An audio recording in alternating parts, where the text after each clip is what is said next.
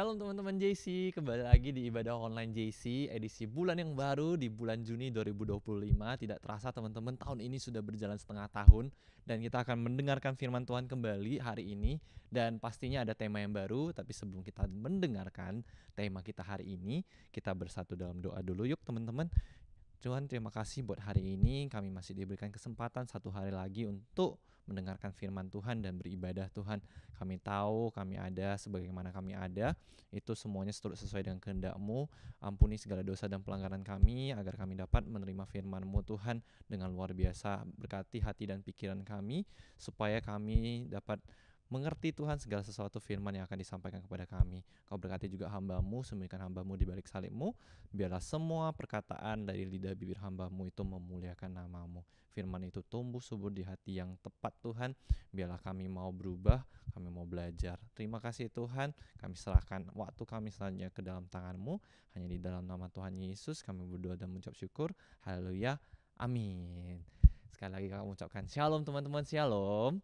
Tidak terasa teman-teman, kita sudah kembali lagi di bulan yang baru, dan kakak akan menyampaikan tentang firman Tuhan dengan tema yang baru. Nah, di bulan yang baru, tidak terasa di bulan baru ini kita juga menerima tema yang baru. Tema kita apa, Kak? Nah, tidak menunggu berlama-lama lagi. Jadi tema sepanjang bulan ini kita akan membahas tentang suatu ya yang sering sebenarnya kita lakukan sebagai orang rohani atau orang percaya.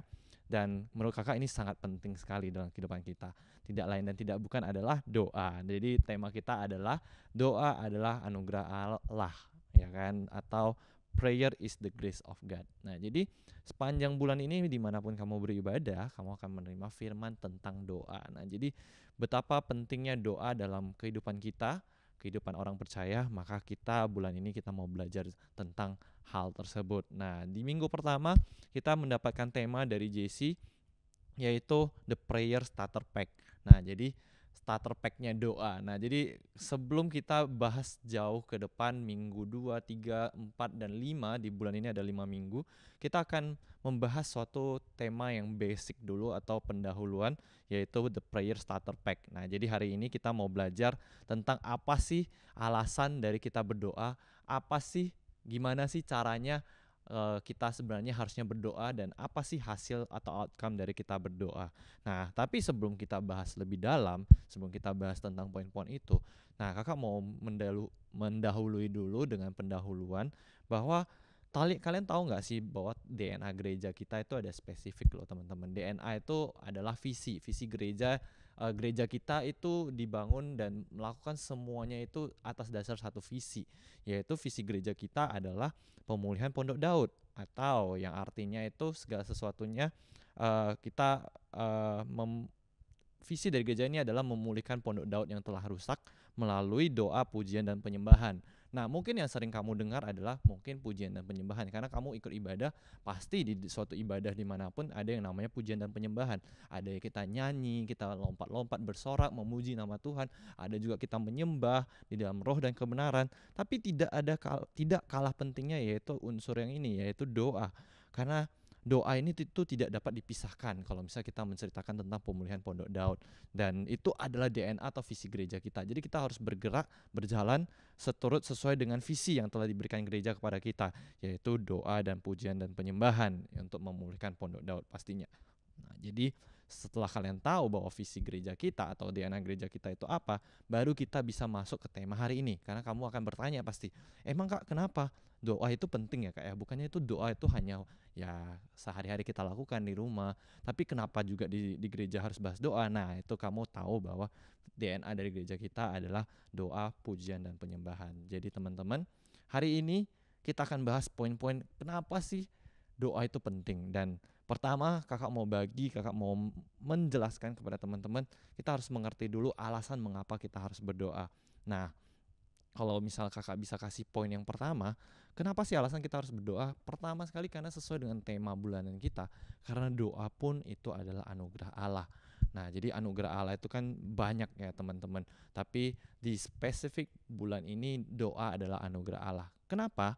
Karena setelah kita melalui berbagai event, kita merayakan atau memperingati kematian Tuhan Yesus, kita memperingati kebangkitan Tuhan Yesus atas maut, dan kita juga sudah merayakan tanggal 29 yang lalu kenaikan Tuhan Yesus ke surga, dan nanti minggu depan kita akan merayakan ibadah atau hari di mana Roh Kudus itu dicurahkan, Pentakosta.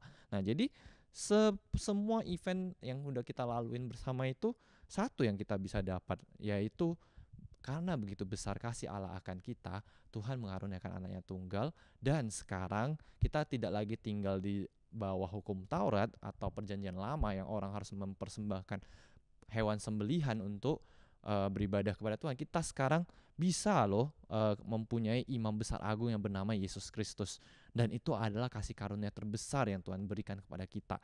Jadi sekarang kalau kita mau berkomunikasi dengan Tuhan, kita tidak perlu yang lagi namanya membawa hewan sembelihan atau hewan korban. Kita bawa ke imam besar, baru kita darah dan apanya dicurahkan, baru itu dipersembahkan pada Tuhan. Tidak. Sekarang ini kita di Ibrani 4 ayat 16 berkata, sebab itu marilah kita dengan penuh keberanian menghadapi tahta kasih karunia. Nah, jadi supaya kita bisa menerima rahmat dan menemukan kasih karunia tersebut untuk mendapatkan pertolongan kita pada waktunya. Nah, jadi dalam ayat ini jelas berkata bahwa kita harus berani untuk menghampiri tahta kasih karunia. Caranya dengan apa, Kak? Nah, cara yang paling simpel adalah dengan berdoa. Nah, jadi that's why prayer is the grace of God. Itulah sebabnya kenapa doa adalah anugerah, karena Tuhan sudah merancangkan sedemikian rupa supaya kita bisa memiliki hubungan yang hubungannya sebelumnya rusak, kita sudah direkonsiliasi, dan sekarang kita bisa langsung berdoa langsung kepada Tuhan, berkomunikasi langsung dengan Tuhan. Nah, itulah poin yang pertama kenapa alasannya kita harus berdoa, teman-teman. Poin yang kedua alasan kenapa kita harus berdoa adalah karena doa yang sering kita dengar adalah nafas kehidupan orang percaya. Nah, kalau kita cerita tentang nafas itu penting bukan? Apalagi kalau kamu seorang anak IPA atau pelajar yang sering belajar tentang O2 atau oksigen, begitu pentingnya oksigen di dalam hidup kita, sehingga kalau tidak ada oksigen kita ya tidak mungkin bisa hidup. Sama seperti doa. Kalau misalnya kita bisa hidup tanpa doa, berarti apa yang hidup? Ya ini tubuh kita yang masih hidup, karena tubuh itu nggak cerita cuma tubuh jasmani doang, tapi tubuh ada yang namanya tubuh rohani juga. Nah, bisa saja kamu terlihat hidup, tapi kalau kamu tidak pernah berdoa, tubuh rohani kamu akan mati atau ya kurang sehat lah, intinya seperti itu, karena jam doanya kurang gitu. Nah, jadi doa itu adalah nafas kehidupan. Nah, ini kenapa, emang hubungannya apa, Kak? Doa itu ya cara kita membangun hubungan dengan Tuhan, relasi. Nah, jadi kalau kamu punya hubungan sama seseorang, hubungan pertemanan, hubungan bestie, hubungan orang tua, tapi kalau kalian tidak pernah berkomunikasi satu sama lain, maka kalau percaya hubungan itu akan rusak ataupun mati. Nah, jadi teman-teman, sepenting itulah doa di dalam hidup kita.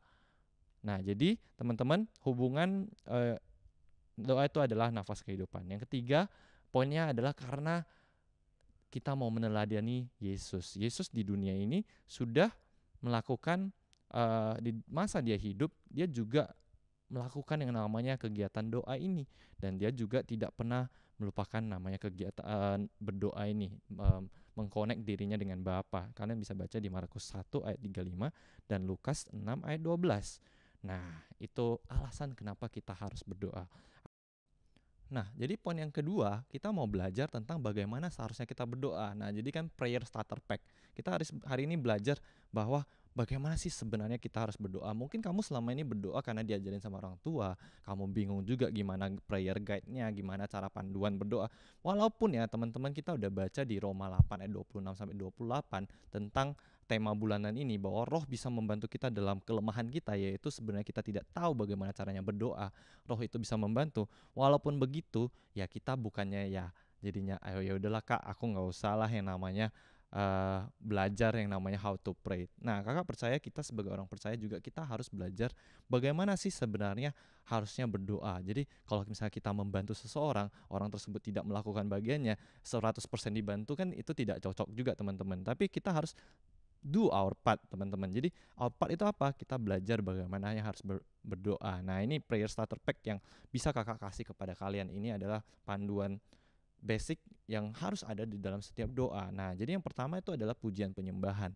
Nah, dalam unsur yang pertama ini di Mazmur 100 ayat 4 itu jelas berkata, masuklah melalui pintu gerbangnya dengan nyanyian syukur, dan ke dalam pelatarannya dengan puji-pujian, bersyukurlah kepadanya dan pujilah namanya. Jadi di dalam doa kita bisa memulai dengan terpujilah Tuhan, Tuhan engkau baik, Tuhan engkau agung, dan lain sebagainya. Dan yang poin yang kedua, kita bisa tambahkan yang namanya ucapan syukur. Kita bersyukur bahwa Tuhan itu udah baik, karena di 1 Tesalonika 5 ayat 18 berkata, mengucap syukurlah dalam segala hal sebab itu yang dikehendaki Allah di dalam Kristus Yesus bagi kamu. Nah, jadi teman-teman, dalam doa kamu bisa mulai dengan ucapan syukur dulu. Tuhan, Engkau baik selama seminggu ini, saya masih bisa hidup, saya masih bisa bernafas, itu semuanya karena kebaikan Tuhan. Nah, poin yang ketiga, kita bisa yang namanya pengakuan dosa. Kita mengaku bahwa kita manusia yang lemah, kita tidak sanggup tanpa Tuhan, karena di 1 Yohanes 1 ayat 9 berkata, jika kita mengaku dosa kita, maka Ia setia dan adil. Jadi Tuhan itu adil, setia. Kalau kita mengaku dosa dan kesalahan kita, Ia akan mengampuni segala dosa kita dan menyucikan kita. Nah, itu poin yang ketiga. Barulah masuk ke poin yang keempat, kita bisa panjatkan permohonan atau syafaat kita. Nah, Matius 7 ayat 7 bilang, ada tertulis, mintalah maka akan diberikan kepadamu, carilah maka kamu akan mendapat, ketuklah maka pintu akan dibukakan. Jadi teman-teman, kamu harus minta, karena segala sesuatu yang kamu panjatkan itu harus juga permintaan permohonannya itu dipanjatkan kepada Tuhan. Yang terakhir, poin yang kelima, kita harus menyerahkan diri kepada kehendak Allah. Karena jelas berkata di Lukas 22 ayat 42 juga ada berkata, ya Bapakku, ini perkataan Yesus ya pada saat di Taman Getsemani, jikalau engkau mau, ambillah cawan ini daripadaku, tetapi bukan kehendakku lah yang terjadi, melainkan kehendakmu lah yang terjadi. Jadi kita sesudah mendoakan itu semua, kita akhiri dengan bukan kehendakku yang terjadi, tapi kehendak Tuhan yang terjadi. Itu tanda kita menyerahkan diri. Nah, itu adalah 5 poin kenapa kita harus berdoa. Oke, jadi kita lanjut ke bagian yang terakhir. Nah, kita udah bahas apa alasan kita berdoa, bagaimana caranya seharusnya kita berdoa, dan yang terakhir kakak mau bahas yaitu apa sih hasil dari doa kita. Nah, dari yang kita udah bahas, apa sih hasil doa kita dan apa sih outcome-nya. Nah, poin yang pertama adalah doa orang benar besar kuasanya. Jadi hasil dari doa itu pasti menghasilkan kuasa, teman-teman. Nah, jawabannya satu, apakah doa kita dijawab atau doa kita tidak jawab. Karena jawaban doa itu ya cuma 3 ya. Tuhan jawab, kedua tidak dijawab, atau yang ketiga tunggu dulu kata Tuhan. Nah, jadi itu hasil dari doa. Jadi sebenarnya doa yang kita panjatkan itu, kalau misalnya kita doa dengan yakin dan percaya, nah jadi itu akan sangat berkuasa sekali, teman-teman. Nah, jadi kamu jangan pernah menganggap sepele dengan yang namanya doa. Nah, jadi teman-teman, di Yakobus 5 ayat 16 pun berkata, karena itu hendaklah kamu saling mengaku dosamu dan saling mendoakan supaya kamu sembuh. Doa orang yang benar bila dengan yakin didoakan sangat besar kuasanya. Jadi teman-teman, jangan pernah sepele dengan kekuatan doa. Nah, sekecil apapun kamu doa, kalau kamu doanya dengan sungguh-sungguh, percayalah Tuhan bisa menjawab doa kamu dengan luar biasa. Amin. Nah, itu poin yang pertama. Poin yang kedua, apa sih hasil dari kita doa? Nah, poin yang kedua dan yang terakhir untuk hari ini adalah kita pastinya setelah kita berdoa sesuai dengan Alkitab berkata di Filipi 4 ayat 7, ketika kita sudah berdoa, maka damai sejahtera Allah yang melampaui segala akal akan melihara hati dan pikiranmu dalam Kristus Yesus. Amin. Jadi setelah kita berdoa, Tuhan Yesus menjanjikan bahwa damai sejahtera Allah yang melampaui segala akal itu akan memelihara hati dan pikiranmu. Belum tentu mungkin jawaban doa kamu dijawab secara instan, tapi Tuhan menjanjikan bahwa pasti damai sejahtera Allah itu akan memelihara hati dan pikiran kita. Jadi mau doa kita tidak dijawab, mau doa kita tunggu dulu nanti kita akan mengklaimnya janji Tuhan itu, atau mungkin secara langsung dalam bulan itu doa kamu dijawab, itu apapun itu pasti damai sejahtera itu turun atas kamu. Kamu akan bisa berkata bahwa Tuhan Yesus memang baik, karena aku percaya bukan kehendakku lah yang terjadi, tapi kehendak Tuhan lah yang terjadi. Amin. Jadi hari ini itu saja yang mau kakak bagikan. Kalau kamu mau belajar contoh doa yang paling simpel dan paling ada di Alkitab, yaitu ya doa Bapa kami, doa yang dipanjatkan oleh Tuhan Yesus. Kalian bisa baca di Matius 6 ayat 9-13, lengkap di sana. Kalian pelajari kenapa Tuhan Yesus panjatkan doa seperti itu. Nah, baru kalian pahami, baru kalian akan bisa paham bahwa sebenarnya doa itu gak perlu panjang-panjang. Toh doa Bapa kami kamu lafalkan atau kamu ucapkan itu gak sampai lebih dari 1-2 menit kan. Nah, jadi teman-teman, itu hari ini prayer starter pack yang mau kita pelajarin. Kakak akan akhiri di sini dan semoga kita menerima firman Tuhan yang luar biasa ini dan kita bisa aplikasikan di minggu-minggu ke depannya. Yuk kita satukan hati, kita bersatu dalam doa. Tuhan, terima kasih buat hari ini. Hamba-Mu telah selesai menyampaikan firman-Mu, Tuhan.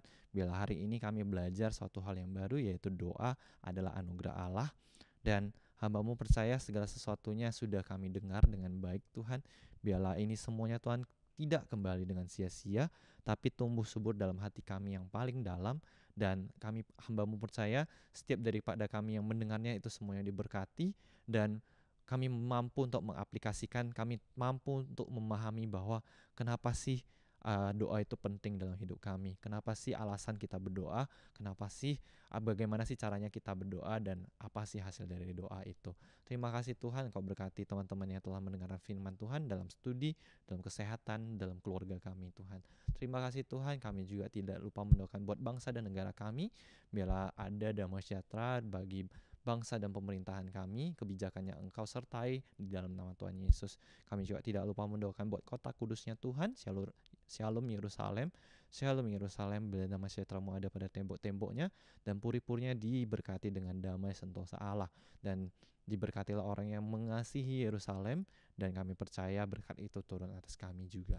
Terima kasih Tuhan, kami telah selesai mendengarkan firman-Mu. Kami siap untuk berpisah satu sama yang lain.